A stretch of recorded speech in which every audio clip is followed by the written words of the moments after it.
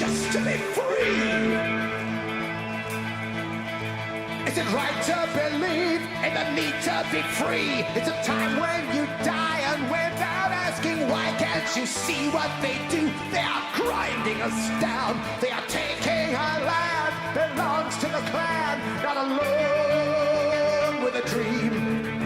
Just to want to be free, with a need to belong. I am a Clansman.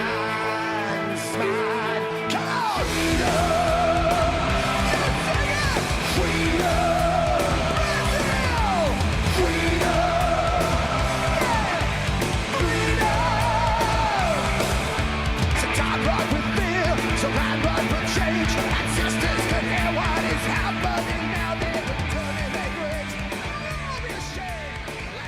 Let's go. Good morning, good afternoon, good evening, depending on what side of the world you're in.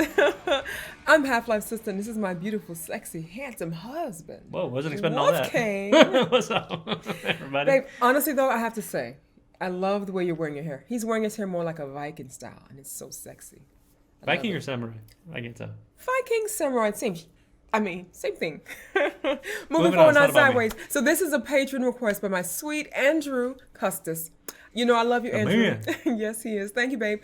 Also, he's known by Mind Tripping on Twitch. You guys should come and hang out with us for our Chit Chat Vibe session. Oh, we didn't know that at the time, but he specifically made that account. Yes, he did. Because you did a versus reaction to my very first Hurt, one. 9 Inch Nails and Johnny Cash. Guys. She did it live on Twitch. If you guys missed it, you need to join us on Twitch. Yeah. We're making this a thing on Fridays. On Fridays versus Friday, yeah. Say it was... Babe, just stop. I gotta put a warning at the beginning of the video. It was heavy. It was raw. Heavy. We didn't plan to do it at the time, so it was an impromptu thing, but it worked out. It's beautifully. It's gonna be rough as far as video is concerned, but holy crap! But so here's what's happening. My soldiers, we have a Discord community for my soldiers, and what they're doing is they're posting on one of our sub channels called Versus, and they're pasting links to Versus songs that we can do. So. We have a lot of good fun stuff coming up, babe. So on Fridays, it's our flashback versus day. Okay, so come and join us on Fridays. Keep us company. Remember to watch the social medias so you know when she's going live. On Twitter and stuff like that. Yeah. A lot of fun. I'm so excited. But the reason we bring it up, because again, Andrew joined, because you posted it and he had to make an account just for that. Community channel, and he created the account to follow me and hang out with me there. Yeah, and I also saw that he made himself a YouTube channel. Oh, he did? For his music. He does. Yes, now that is true. So I'm going to post that as well. Yes, I've been listening to his one of his songs for 2 days. Well, get this. He said that after watching the Hurt reaction, you inspired him to go and write a song and actually sing on it, which is something he normally doesn't do. Yeah, I'm so proud of you. So he wrote and sang a song after how many years? 20? It's been a long time. It's been a long time. It's been a good minute. Yeah. So proud of you, darling. Thank you. Proud of you. Keep doing it. Going. Indeed. You sound great. I heard it too. You sound great. Yeah, I actually shared it with you. Don't be self-conscious. You do you, man. You do you. Absolutely. So we'll put a link to the description for that if you guys want to go check it out.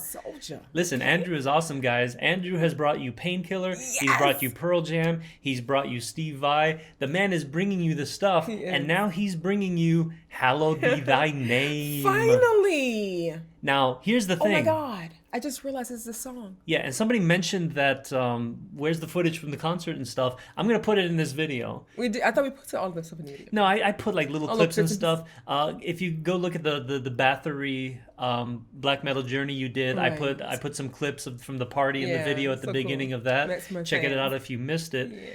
But I'll put more here, pepper it in as much as I can so that you guys can see it. And they wanted our opinion of the concert.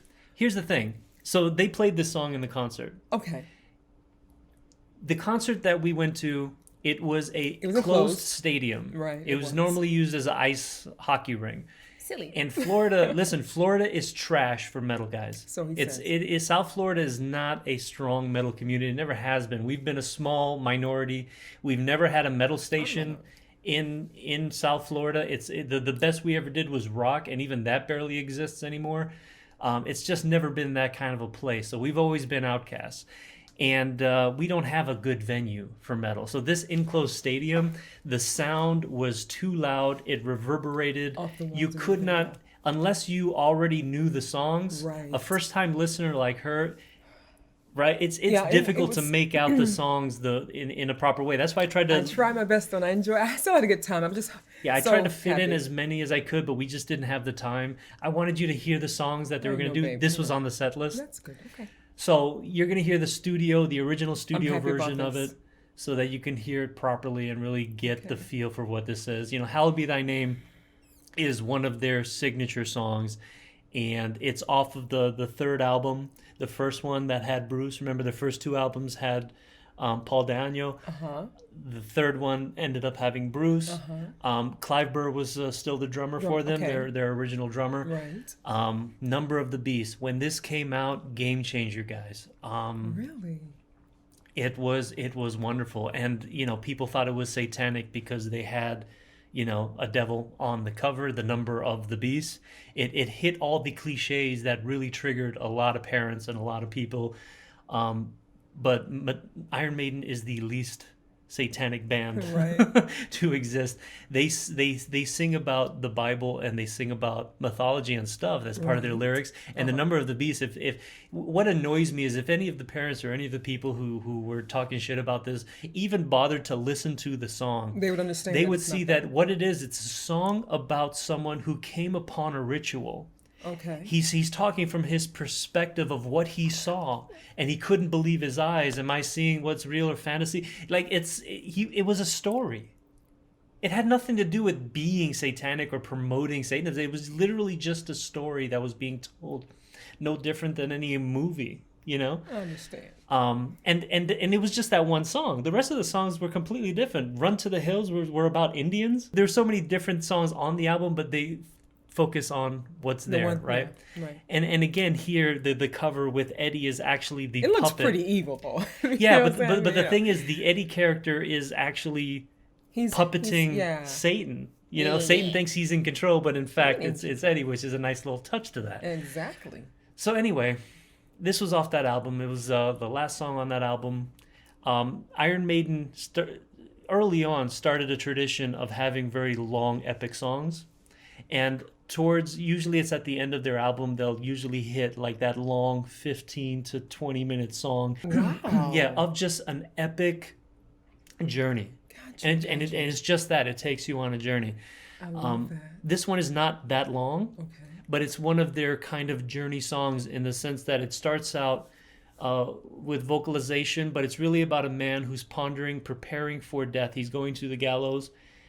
He's ready to pay for whatever crime he may or may not have committed. Gotcha. But the point is he's reflecting on the final minutes of his life Okay. before he is put to death. Ooh. And that's essentially what this song is. Okay. So let's listen. Let's. You have your volume? Yes. Okay, good.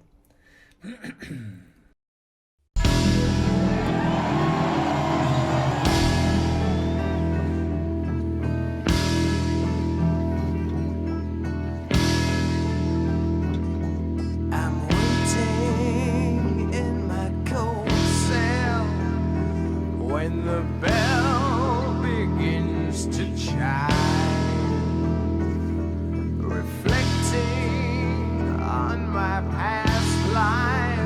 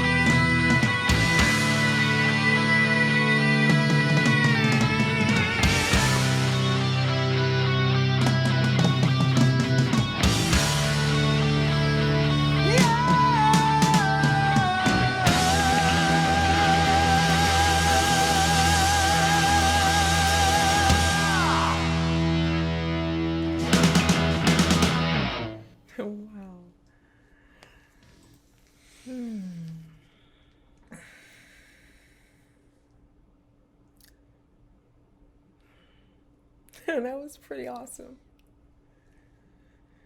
For a lot of people, that's probably their favorite song from Iron Maiden. I think for obvious reasons.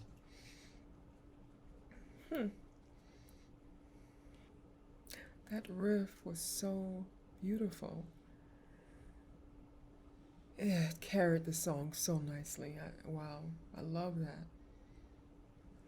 Which riff? I can't do it. Are you talking about the? Yes. Yeah. Okay. Yes. It was heavier towards the end, right? Yeah. So, what's beautiful about the song is Wow. technically what the song is about is very clear, right? Yeah. But the mood of the guitar is open for interpretation. Yes. I feel like it was really quickly approaching. It was hurrying to the end. Like, let's just get it over with. We're on our way there. And that's what's interesting. In my interpretation of the song, when I think about it, is there are different moments in the song. Some that are slower than others. There's parts that sound more angry. And I feel like... I can agree with that. I feel like when you are facing your last moments of life, you'll be hit with different emotions in a very short amount of time. Yeah. Certain, you'll feel sorry for yourself at one point. You'll be reflective at one point, but then you'll also be angry at one point.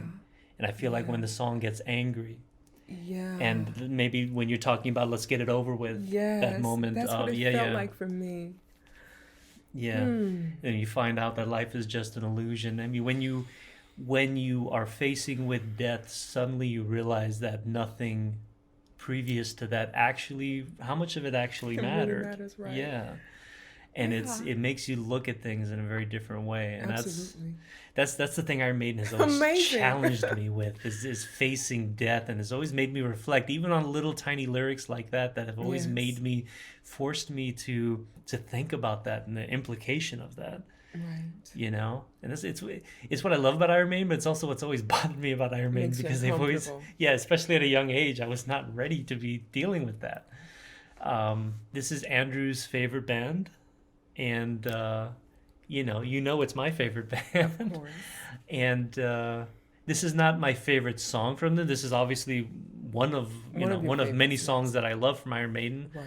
I love the beginning, the intro, the bell tolling, and the way he holds that note when he's running low. Yes. And then he holds it longer than you're expecting him to hold it. It was eerie. Yes. Wow. Yes. And then the way it runs and lifts the song into, the guitar. Indeed. Over the years, after many, many times listening to this song, I've desired the song to be a little faster in the way they play. Really? I feel like that if they played the song faster, it would convey even better the urgency of his life coming to an end. I think that's for me, and maybe I have to hear the song again, but for me, I don't know why, but the guitar riffing towards the end, like the last quarter of the song, that to me felt like there was an urgency, there was a rush, to get to it. Let's just, end it already, it was just, time is coming. Time is winding down. So for me, I felt the progression of the song, the journey, and I think it was exactly what it was supposed to be. It felt right to me. Yeah, I could certainly see that point, absolutely. I don't know why, it just stood out a lot for me at the end, towards the end. They started to play the dual guitar a little bit in the end. They did that? This is What's the thing? This is the universal symbol for two guys playing next to each other. Okay. But I don't know if I finished my thought on what I was talking about with the live concert, but because the dome was closed, you couldn't hear the music clearly. Because the music, how if you have an open concert in an open arena, the music can come at you, but it has a place to go. Where in the dome, the music was bouncing back on you, so it sounded muddled. Distorted almost. What's fascinating is it sounded better on the phone recording than it did. Which is interesting. Still don't understand why that is.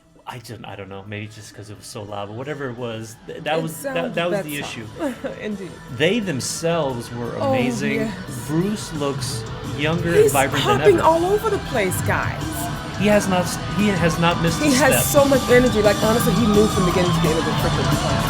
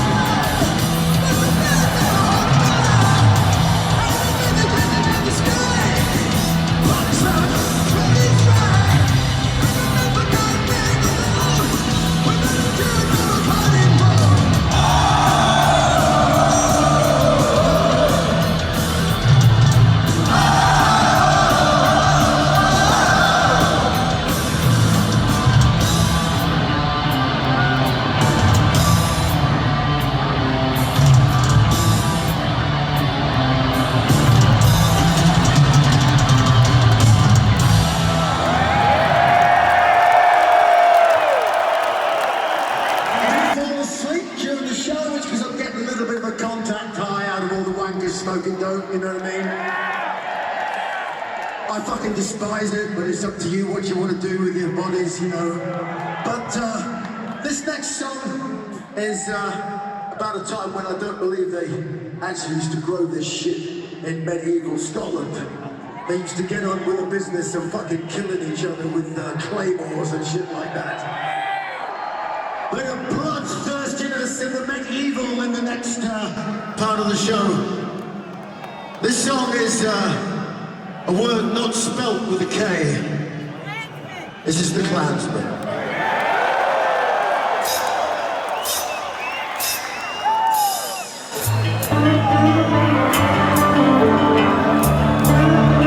I can't fucking hear you. I still can't fucking hear you. Oh yeah.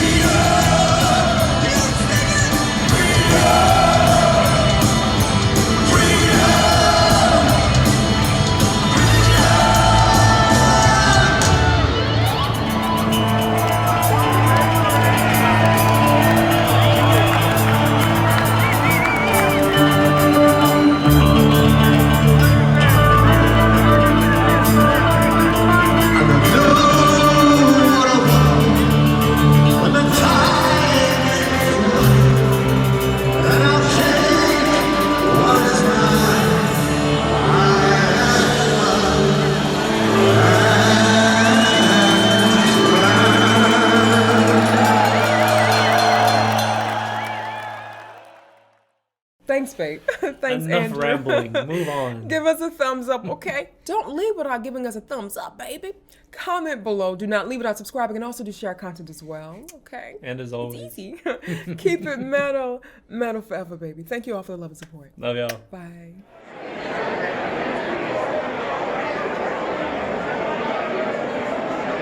I gotta turn my wife down. Thank you. Hey, holy shit, I was watching your video last night. I didn't think you were gonna be here. We watch your guys' videos all the time. We do the same shit. Awesome. Oh, it was funny because I was watching both of your guys' videos the other day, and you guys said, and it was your birthday, or the birthday present. It is your birthday. It is your birthday. Yeah, I was like, oh,